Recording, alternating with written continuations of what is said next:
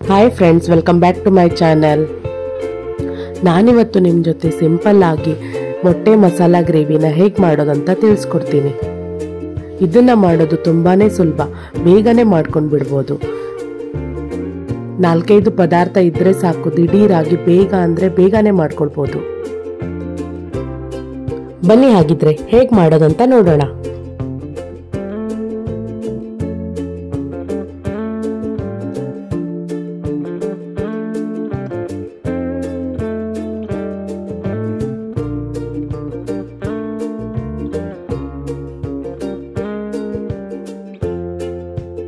ಮೊದಲಿಗೆ ಕಡಾಯಿಗೆ 2 ಸ್ಪೂನ್ ಆಗುವಷ್ಟು ಎಣ್ಣೆನ ಹಾಕಿ, ಎಣ್ಣೆ ಸ್ವಲ್ಪ ಬಿಸಿ ಆದಮೇಲೆ ಅದಕ್ಕೆ ಈರುಳ್ಳಿನ ಹಾಕಿ. ನಾನಿಲ್ಲಿ ಚಿಕ್ಕದಾಗಿರುವಂಥ ಈರುಳ್ಳಿನ 4 ಈರುಳ್ಳಿ ತೆಗೆದುಕೊಂಡಿದ್ದೀನಿ. ಹಾಗೆಯೇ ಬೆಳ್ಳುಳ್ಳಿ ಜೊತೆಗೆ ಅರ್ಧ ಇಂಚ್ ಆಗುವಷ್ಟು ಶುಂಠಿ ಎಲ್ಲವನ್ನು ಚೆನ್ನಾಗಿ ಮಿಕ್ಸ್ ಮಾಡಿ ಈರುಳ್ಳಿ ಸ್ವಲ್ಪ ಸಾಫ್ಟ್ ಆಗುವವರೆಗೂ ಇದನ್ನು ಫ್ರೈ ಮಾಡ್ಕೊಳ್ಳಿ.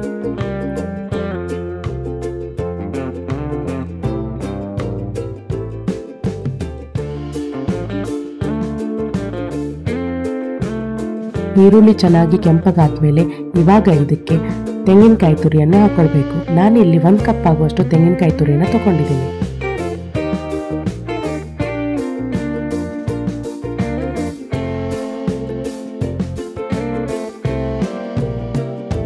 ತೆಂಗಿನಕಾಯಿ ತುರಿ ಸ್ವಲ್ಪ ಬಣ್ಣ ಚೇಂಜ್ ಆಗುವವರೆಗೂ ಅದನ್ನು ಹುರ್ಕೊಳ್ಬೇಕು.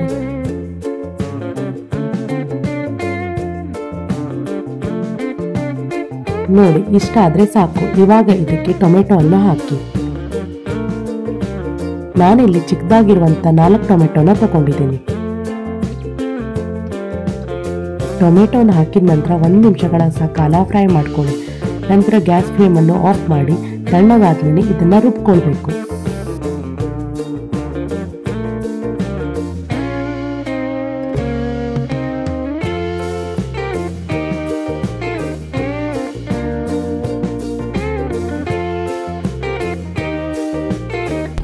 ಸ್ವಲ್ಪ ಎಣ್ಣೆ ಹಾಕಿ, ಎಣ್ಣೆ ಸ್ವಲ್ಪ ಬಿಸಿ ಆದಮೇಲೆ ಈರುಳ್ಳಿನ ಹಾಕಿ ಚೆನ್ನಾಗಿ ಫ್ರೈ ಮಾಡ್ಕೊಳ್ಳಿ.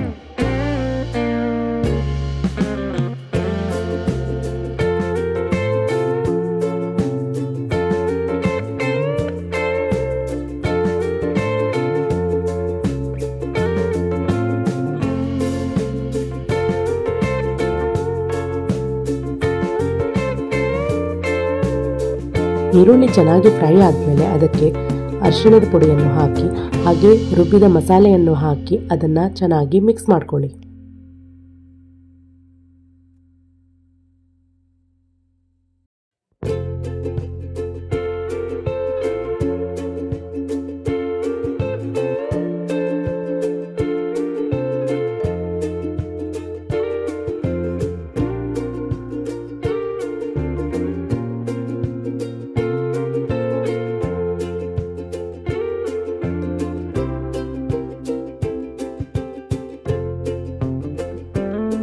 ರುಚಿಗೆ ತಕ್ಕಷ್ಟು ಉಪ್ಪು,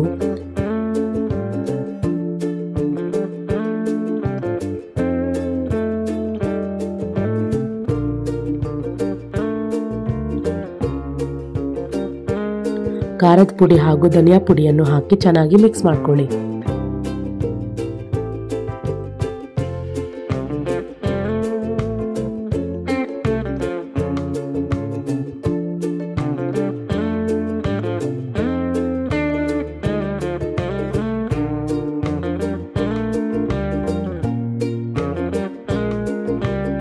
ಇದರ ಜೊತೆಗೆ ಅರ್ಧ ಸ್ಪೂನ್ ಆಗುವಷ್ಟು ಗರಂ ಮಸಾಲ ಎಲ್ಲವನ್ನೂ ಹಾಕಿ ಚೆನ್ನಾಗಿ ಮಿಕ್ಸ್ ಮಾಡಿ 1 ಕುದಿ ಬರುವವರೆಗೂ ಇದನ್ನು ಕುದಿಸ್ಕೊಳ್ಳಿ.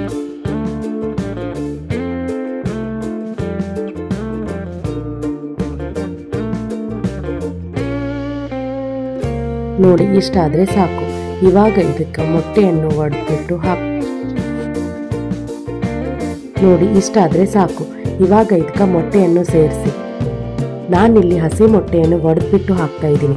ನೀವು ಬೇಕಾದ್ರೆ ಮೊಟ್ಟೆಯನ್ನು ಬಾಯ್ಲ್ ಮಾಡಿ ಅದನ್ನು ಫ್ರೈ ಮಾಡಬೇಕಾದ್ರೂ ಹಾಕ್ಬೋದು. ಈ ರೀತಿ ಮೊಟ್ಟೆನ ಒಡೆದ್ಬಿಟ್ಟು ಹಾಕೋದ್ರಿಂದ ತುಂಬ ರುಚಿಯಾಗಿರುತ್ತೆ. ಒಮ್ಮೆ ಈ ರೆಸಿಪಿನ ಟ್ರೈ ಮಾಡಿ. ಎಲ್ಲ ಮೊಟ್ಟೆಯನ್ನು ಹಾಕಿದ ತಕ್ಷಣ 2 ರಿಂದ 3 ನಿಮಿಷಗಳ ಕಾಲ ಇದನ್ನು ಚೆನ್ನಾಗಿ ಬೇಯಿಸ್ಕೊಳ್ಬೇಕು.